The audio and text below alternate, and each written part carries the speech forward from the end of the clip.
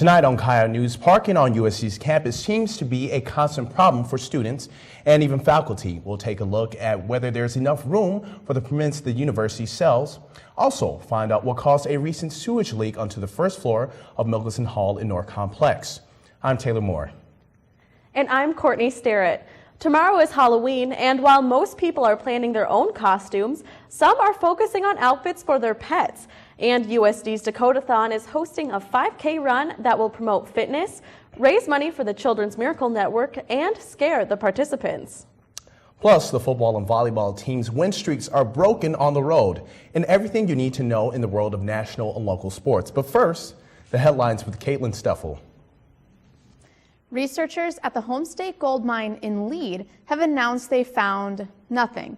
The Sanford Underground Research Facility is currently home to dark matter research using large amounts of xenon or lux experiment.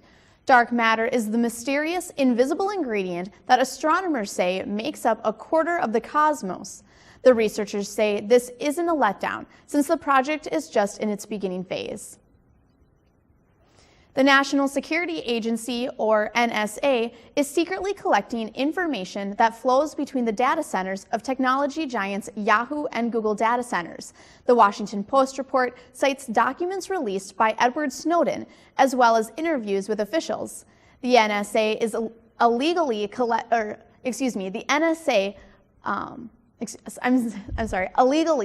collects the data from search giants under the PRISM program, but this program, called Muscular, would be illegal in the United States.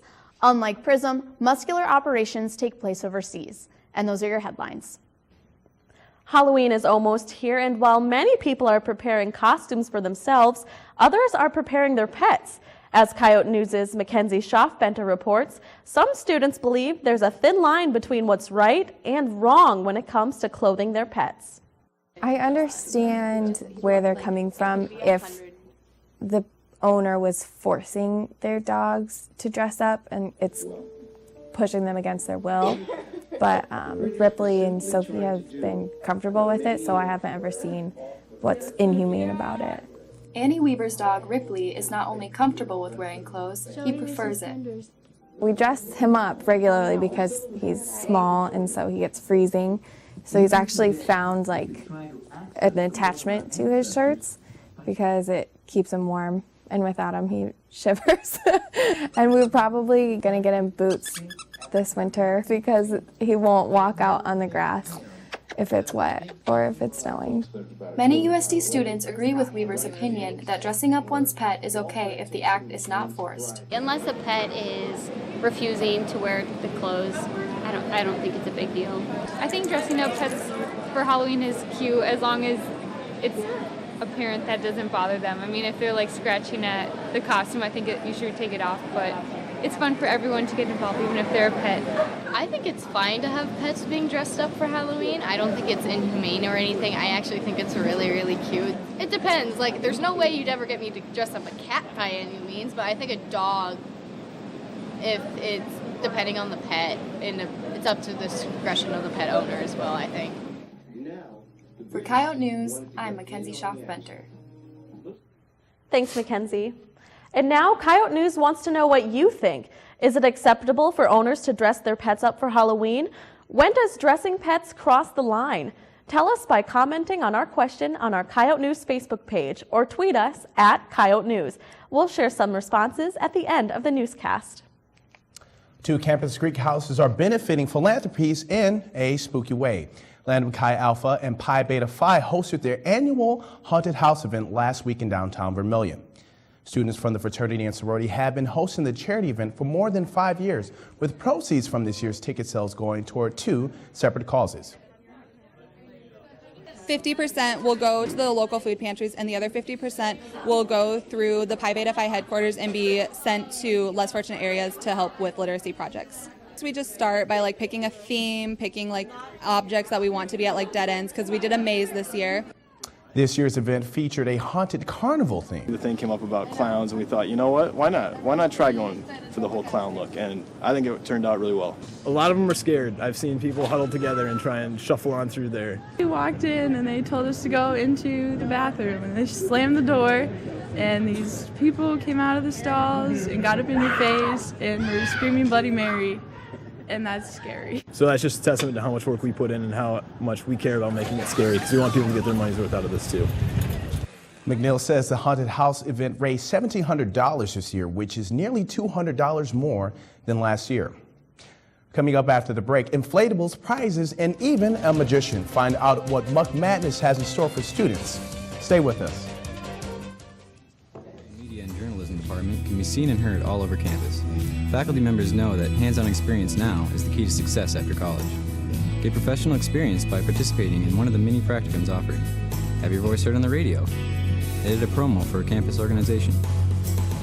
Investigate breaking news stories for a weekly newspaper. Design advertisements for local businesses. Get involved with the CMJ department at USD and start your future now.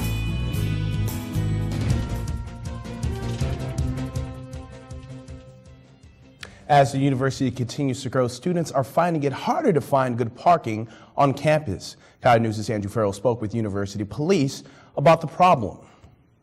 The availability of parking spots on campus has become a bigger issue in recent years in light of an increasing student body and construction projects that have eliminated previous parking spaces. In addition, the university has increased its parking lot patrols in order to keep a watchful eye on parking violators. According to the university police, as of October 22nd, 3,224 passes have been issued for a total of 3,773 available parking spots. But many of those spots aren't located in high-traffic areas, and it's a common complaint from students that parking lots are too full and that spaces are too hard to come by. There's been some issues this year with finding parking spots, although as the year goes on, you kind of figure things out. You know when works better and when doesn't work better. And if you aren't planning ahead, then you're probably not going to find a parking spot. For Coyote News, I'm Andrew Farrell. Students can address their parking issues with university police in the Davidson building. This Friday, Student Services is taking over the muck with inflatables, games, and giveaways. And the Campus Activity Board is even bringing a magician to the event. Coyote News' Kathleen Suri is live in the muck with Director of Student Services, Jill Ward, to find out what Muck Madness is all about. Kathleen? Thanks, Courtney. Many students like to go home over the weekends, but this Friday, the muck is hosting an event that might make them want to stay. Thanks for talking with us today, Jill. Now, can you explain what exactly is Muck Madness? Well, Muck Madness is our chance to take over the muck, like I call it. And so on the first floor, we'll be having some inflatables, free food, free drinks, also the magician, and some bingo, and just a chance for students to stay here late night when we're not usually open and have a good time. You've hosted Muck Madnesses in the past. What improvements have been made? I think we look at what the students like when they're here and then try to incorporate that the next time we do the event. We also like to make sure there's a variety, so we're not doing the same thing every time. But we use the programs we have throughout the year to then kind of tweak, I guess, the event itself. Can you tell us about the increase in attendance you've had at Muck Madness? Sure. We actually started with the first time we had fairly low attendance, and we've increased it greatly, which has been awesome. I think part of it is just advertising. Part of it is improving what we're doing. Some of it is actually just the logistics, having it all on one floor versus separating it between this first and second floor, and just so people passing by happen to see it and decide to come up. All right. Thanks so much for talking with us today, Jill. Thanks. Muck Madness is this Friday from 8 p.m. to 2 a.m. Live from the Muck, I'm Kathleen Suri. Thanks, Kathleen. Our weekly Coyote blog is a segment where our blogger voices his opinion. On this week's blog, Chuck Gresser thinks the D-Days incident involving racial slurs is getting too much attention. Ignorance is bliss. I wish I had the luxury of being ignorant. Unfortunately, I'm in the news business. It's cutthroat, harsh, brutally honest, not a world for the faint of heart. With my millions of viewers worldwide, ignorance is a death wish, and stupidity is the etchings on your tombstone. It's my job, however, to give you the facts, and to give you food for thought. Keeping that in mind, let's all get over this parade incident. As you all know, from Okoboji to Sturgis, Minot to Omaha, There was an incident during our beloved D-Days parade. A parade 90% of the student body does not attend due to stomach problems and allergy-related headaches. Those who work the floats are young, dedicated, diligent students who want nothing more than to be recognized for their hard work. To you, we all applaud. The others yet are hungover, drunken slobs. Public intoxication is no excuse for making racial commentary, especially not while representing a student body organization. However, racial commentary is no excuse for blowing the situation out of proportion. That's right, out of proportion. I don't understand how the victims of this incident feel because I'm not in their shoes. I'm a white male, so my opinion might not be the best perspective on this issue. I can empathize as best I can, but it will never bring me to complete understanding. However, I have been that white kid at the gym who could only touch the rim with the tip of his middle finger. I have been that kid who had to resort to distance running in high school instead of sprinting. I never got region-wide recognition for it. What I do understand are all the people who have nothing better to talk about other than a race war. Get over it, Siouxland. I suppose it's better than talking about boring news like the crop yield this harvest and its effect on gas prices, evil Monsanto taking over farmers while the masses watch idly from the sidelines, the meth abuse killing our youth, or the thousands of people killed every day south of the border from the drug trade. No, this story is the most important story on the news. It's hot, it's fresh, it's over. Want to chat about this? Message me on Facebook, or give me a tweet. This so-called city boy will respond, but you probably won't like what I have to say. Again, I wish I was allowed to be ignorant and blindly follow the gossip of this story, but it's time for South Dakota to act its age, not its voting size. For Coyote Blog, this is Chuck Resser signing off. Coming up after the break, find out how Mickelson Hall in North Complex received a foul-smelling surprise from a clogged sewage pipe, and students are already thinking ahead about plans for spring break. Stay tuned.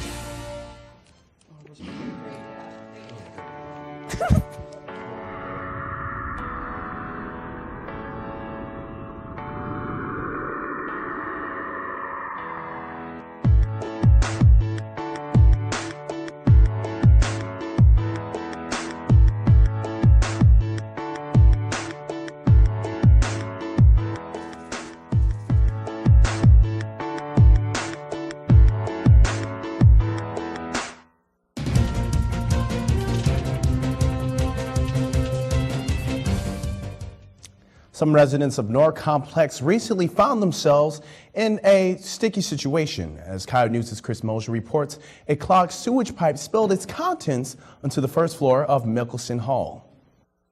It was around 7 p.m. on October 15th in the Mickelson dorms when a sewage pipe began to flood out in the hallways. It took around 4 hours before the dorm was back to equilibrium. I set out to see what happened and why. The west end of the building, the drainage system there, we had a backup. It affected directly only people who live on the first floor. The water came up through some drains in a laundry room, in a private bathroom kind of towards the west end of the hallway, and then in one of the two main large bathrooms on the floor. Students whose rooms were affected from the flooding were asked to stay with a friend or were given the option to stay in an open room in another dorm to allow staff to clean up the sewage. But some students felt the sterilization was not up to par given the situation. Even told us that they were going to clean our floor and stuff, but I don't think they ever actually cleaned our floor. We went and bought Clorox and mopped it up ourselves, so it was still like dirty, like there was leaves everywhere. I spoke with the Volant to get more shots of the flooding to only find out the one used in the newspaper was taken by a student in Mickelson because Volant staff were not allowed in during cleanup. This piqued my curiosity, and so I had to ask, why? Yes, I was not aware that there was an immediate request, but had I been, I probably also would have said, no, we need you to stay out of the way. Our objective first and foremost was making sure that we were stopping the water flow from continuing to go up, and then more importantly, getting the issue resolved. For Coyote News, I'm Chris Mosier. Later tonight, USD's Dakotathon is hosting a 5K run with a Halloween twist in order to fundraise for the Children's Miracle Network. Coyote News' Nicole Griffith is live in the muck with Scott Miller to talk about the group's first zombie run. Nicole? Thanks, Courtney. Even though Dakotathon's main event is not till next semester, their fundraising is in full force. Thank you, Scott, for being here today. Can you briefly explain Dakotathon for any incoming students who might not know what it is? Well, what Dakotathon is university, or is the USD's dance marathon. A lot of other universities have them, but we changed ours to Dakotathon. And what we do is we fundraise all throughout the year and allow students to participate in our fundraising activities. And we bring all the money together, and we kind of had a 24-hour celebration, which is basically a 24-hour after prom party. Why did Dakotathon change its name from Dance Marathon to Dakotathon? Well, we're trying to start like a rebranding this year. We changed to Dakotathon instead of Dance Marathon because when you're talking to people about it, they hear the word dance and then they just kind of assume it's something they don't really care about. A lot of guys zone out as soon as they hear the word dance. So. You're holding your first zombie run tonight. Can you explain a little bit about that? Yeah, we're trying to do a 5K. We've always wanted to do a 5K for Dance Marathon or Dakotathon this year. And we wanted to do a fun twist on it. So we thought, we have a lot of members, let's see if we can get some volunteers to be zombies and try to do a zombie 5K where the runners will run with flags around their waist and zombies chase them and try to take the flags. What is the Dakotathon fundraising goal for this year? Well, last year we got like 54,000. So we're set the goal this year at 60,000. All right, well, thank you so much, Scott. Don't forget to register for the first zombie run at 6 in Prentice Park. Live in the Muck, I'm Nicole Griffith. Thanks, Nicole. Whether it's spent escaping to a tropical getaway, going on a camping trip, or simply relaxing at home, spring break is a time of year that many college students look forward to. As weather gets colder, students are reflecting on past spring break trips and are beginning to plan for this March as well. It's 5 months from now, but if planning for a big trip, it's not too early to save on costs. Lauren Bennett went on a spring break trip last year and is planning one again. She says she gets better deals by scheduling many months in advance. Last year for spring break, we went to Panama City Beach, Florida. We started planning ahead of time for Panama City in order to get the best deal on the condos there. They were getting booked pretty quickly, so we started in December. Another student who benefited from early planning is Mike Foltz. With the help of a travel agent, he and a group of friends traveled to Puerto Vallarta. Yeah, we planned about 3 or 4 months ahead of time. We planned right before our Christmas break and then talked about it with our friends and kind of just set out the whole plan like that. If you're planning on taking a spring break trip, make sure to plan ahead to take advantage of the deals. USD's Dakota Dome wears many hats. One week it's a farm show and the next a basketball court. Yote reporter Kelly Stewart found out more about how the Dome prepares for such different events. The Dakota Dome at USD serves as the venue for almost all of USD's athletics, such as football, basketball, volleyball, and indoor track. However, the Dome provides a home for many more of South Dakota's events, especially in the fall. This week on the Yote Report, I take a look at how the Dome handles the craziness of housing different events. From USD athletics to band competitions to South Dakota high school state football, this Dome is occupied nearly every day around this time of year. But at over 3 decades old, this constant chaos facility still stands strong. I spoke with Senior Associate Athletic Director David Williams to learn more about how the Dakota Dome is kept in order.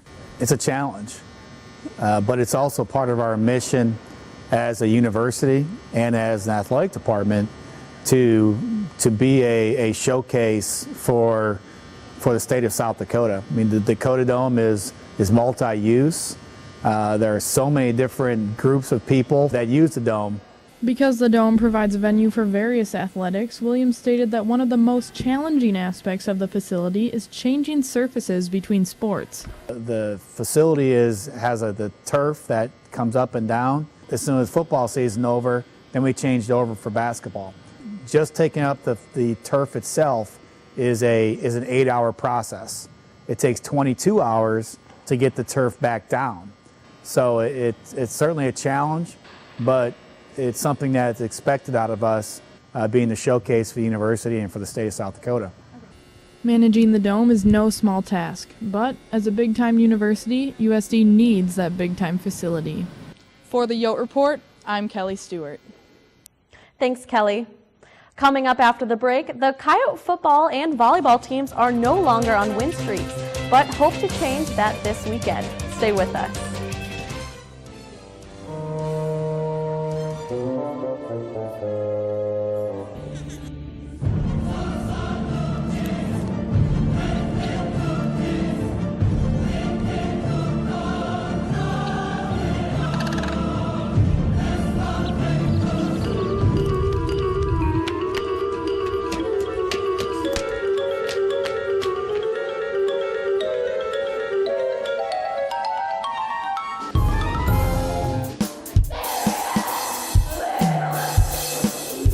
Not getting your message across clearly? Contact Kyle Creative for all your promotional needs.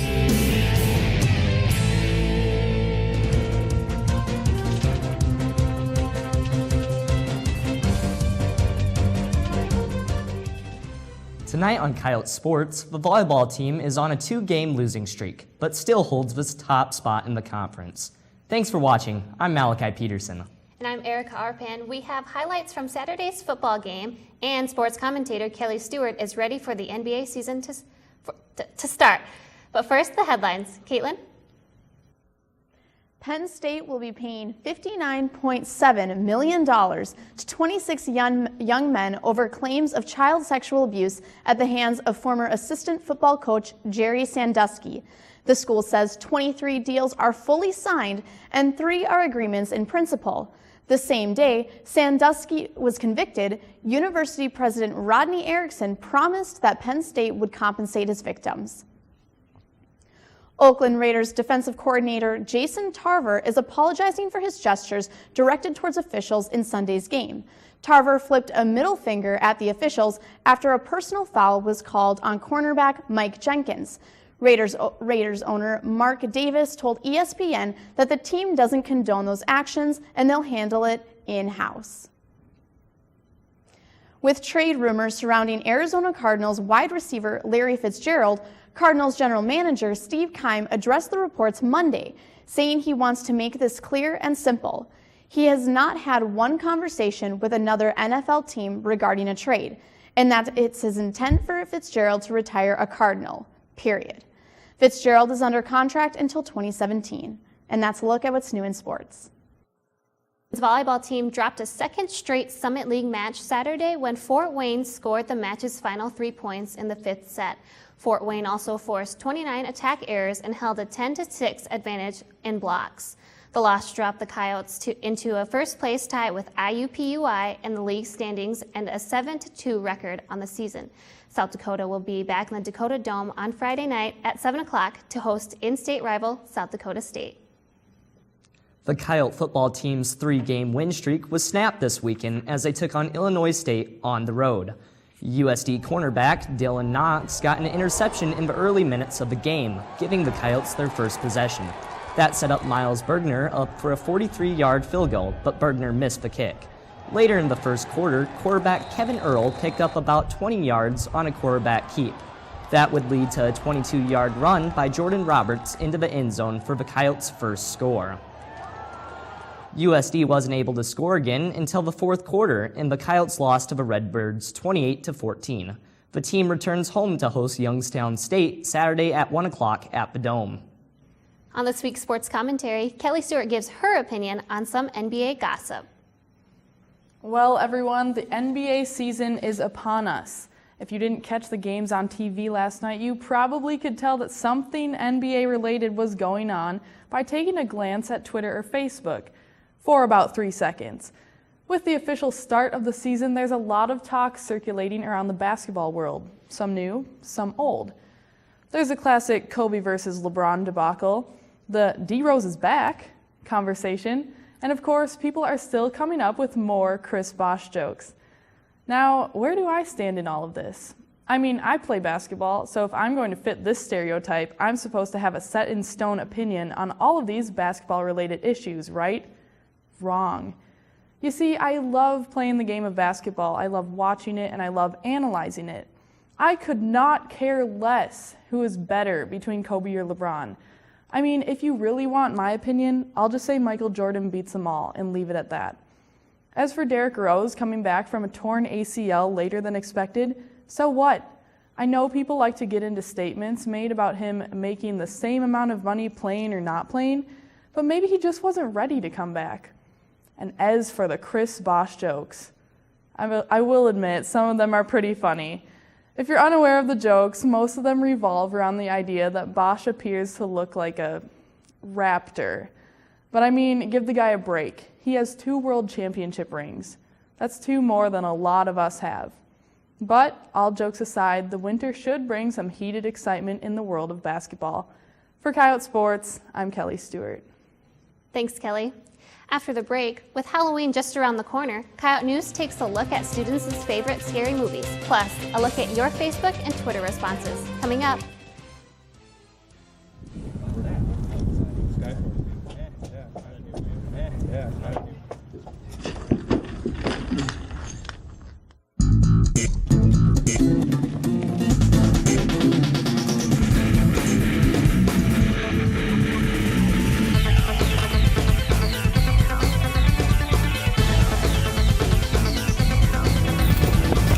Excuse me, ma'am, what is this? Obstacle course training. It's how we prepare our staff to get you the news first. Not bad. The Blonde, first to the news, first to you. The student's voice for 125 years.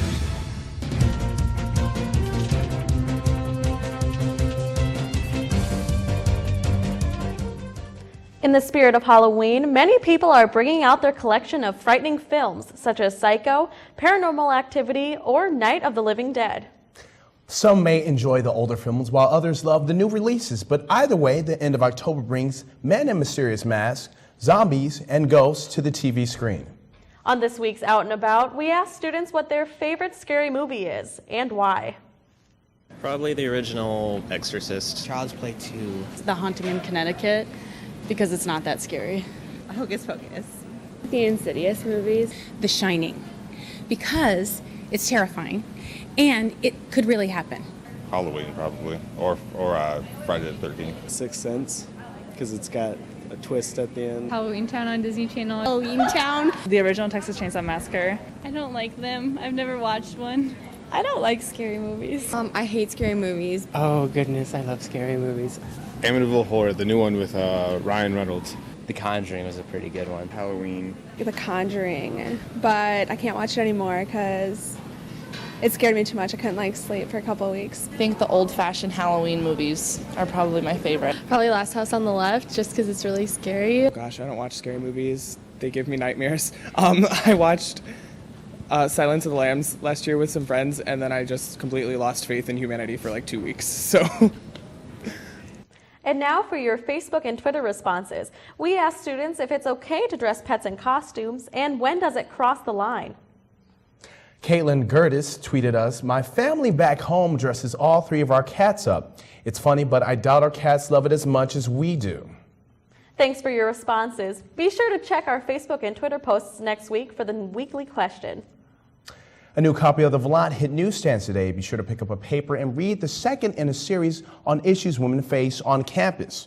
This week discusses what it's like to be a mother while attending school. Plus, the Volant editor's column calls out one of their own reporters for making up sources. Megan Carr says the paper is addressing the issue. You can read those stories and many others online at volantonline.com.